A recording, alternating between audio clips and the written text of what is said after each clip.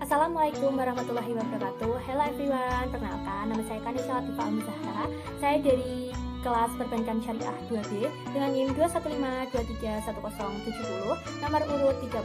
Nah, adanya saya di sini, saya akan menceritakan ulang mengenai materi yang telah disampaikan oleh channel YouTube WWI Video dengan tema Perjanjian Giyanti tahun 1755 dan terbelahnya Jawa. Untuk memenuhi tugas mata kuliah Islam dan Budaya Jawa dengan dosen pengampu Bapak Muhammad Zainal Anwar, SHI MSI. Langsung saja tanpa basa-basi, di dalam video tersebut diceritakan bahwa pada tanggal 13 Februari 1755 tepatnya, terjadilah sebuah kesepakatan segitiga politik oleh Pakubuwono III, Pangeran Mangkubumi, dan Perserikatan Perusahaan Dagang Hindia Belanda yang biasa kita sebut sebagai VOC. Yang kemudian kesepakatan ini dikenal masyarakat luas sebagai Perjanjian Giyanti. Alasan dinamakan perjanjian ini sebagai Giyanti karena diambil dari lokasi kesepakatan tersebut, yaitu di Desa Janti yang kita kenal sekarang menjadi Dukuh Kerten, Jatiharjo, Karanganyar, Jawa Tengah. Loh, kok Giyanti? Tadi kan Janti. Karena dalam pelafalan Belanda dan ditulis dalam tertulisan dibaca sebagai Giyanti. Sekarang masuk ke asal mula peristiwanya ya, yang berawal dari Amangkurat IV ini memiliki anak-anak bernama Arya Mangkunegara, Pakubuwono II, dan Mangkubumi, serta Kiai Nur Iman. Arya Mangkunegara memiliki anak bernama Sumbernyawa, dan Pakubuwono II ini memiliki putra bernama Pakubuwono III. Dan pada saat itu anaknya yang bernama Arya Mangkunegara ini diasingkan ke Sri Lanka karena beliau merupakan politik terang-terangan anti VOC.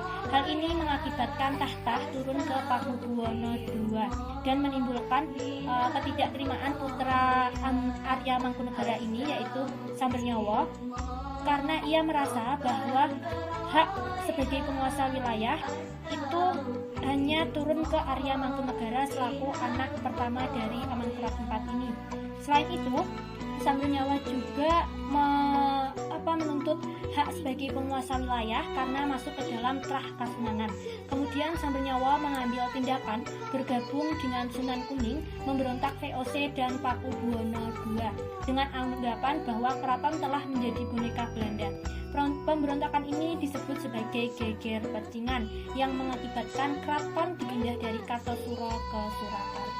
Dalam mengatasi pemberontakan ini, beliau dibantu oleh sang adik yang bernama Mangkubumi, dan untuk jasanya tersebut Pakubuwono II pun memberikan sebidang tanah kepada sang adik, namun mengakibatkan kecemburuan di antara pangeran lain, dan kemudian pangeran lain pun mengajukan hal ini, permasalahan ini kepada Gubernur VOC, yaitu Jenderal Baron van Inhofe. Dengan keputusan jenderal tersebut menyatakan bahwa tanah tersebut tidak jadi dimiliki oleh Mangkubumi. Mangkubumi pun memutuskan untuk keluar dari Kasunanan dan bergabung dengan Pangeran Sambernyawa untuk melawan atau memberontak kepada Kasunanan dan VOC.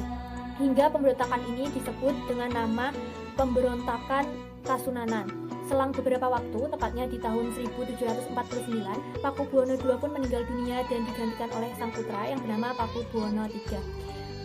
Akibat dari perlawanan Kasunanan tersebut juga membuat Nicholas Hartig, Gubernur VOC Jawa bagian utara, mengajukan rundingan tertutup dengan Mangkubumi.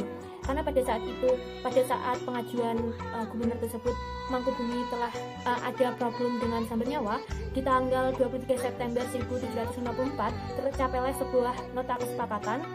Kemudian nota tersebut diajukan ke Pakubuwono III, baru Pakubuwono III mengajukan keputusan tersebut ke Gubernur Jenderal Jacob Mosel selaku Gubernur VOC pada saat itu, dan di tanggal 13 Februari 1755 ditandatanganilah hasil kesepakatan tersebut dengan nama Perjanjian Giyanti, berisikan bahwa Mangkubumi mendapatkan wilayahnya.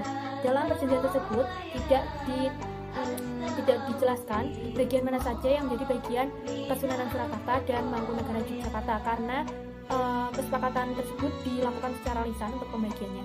Perjanjian ini menjadi awal terbelahnya tanah Jawa menjadi dua bagian, yaitu Kasunanan Surakarta dan Mangkunegara Yogyakarta dengan istilah Palihan Nagari. Tepat di tanggal kesepakatan tersebut, Mangkunegara pun naik tahta menjadi Sri Sultan Hamengkubuwono I, sedangkan Sambernyawa yang tadi ditinggalkannya masih menjalankan aksinya untuk memberontak. Hingga di bulan Oktober 1755, gerakan Sambernyawa pun akhirnya mengalahkan satu pasukan VOC, dan selang 1 tahun, belum sampai 1 tahun, beberapa bulan kemudian, di tanggal 17 Februari 1756, Sambernyawa hampir membakar Keraton Yogyakarta yang baru saja berdiri tersebut. Selang 1 tahun, di tahun 1754, VOC akhirnya mengakhiri pemberontakan Sambernyawa yang berkepanjangan tersebut dengan perjanjian yang disebut sebagai Perjanjian Solo Tigo. Perjanjian tersebut berisikan bahwa Sambernyawa mendapatkan sebagian wilayah Kasunanan Surakarta dengan nama Kadipaten Mangkunegara. Kondisi pecahnya Kasunanan Surakarta menjadi 2, yaitu Kasunanan Surakarta dan Kadipaten Mangkunegara, juga dialami oleh Keraton Mangkunegara di Yogyakarta yang terbagi menjadi 2 di tahun 1813 dengan Keraton Mangkunegara Yogyakarta dan Pakualaman. Peristiwa terbelahnya Mangkunegara itu menjadi 2 menjadi akhir atau menutup sejarah terbelahnya tanah Jawa yang terbagi menjadi 4, yaitu Kasunanan Surakarta, 2 Kadipaten Mangkunegara, 3 Mangkunegara Yogyakarta, dan Pakualaman. Sekian informasi yang dapat saya sampaikan. Saya ucapkan terima kasih kepada para penonton yang sudah setia menyimak video ini dari awal hingga akhir ataupun setengahnya, dan mohon maaf apabila dalam pengucapan saya memiliki kesalahan serta kurangnya informasi yang saya berikan. Wabillahi taufiq wal hidayah. Wassalamualaikum warahmatullahi wabarakatuh.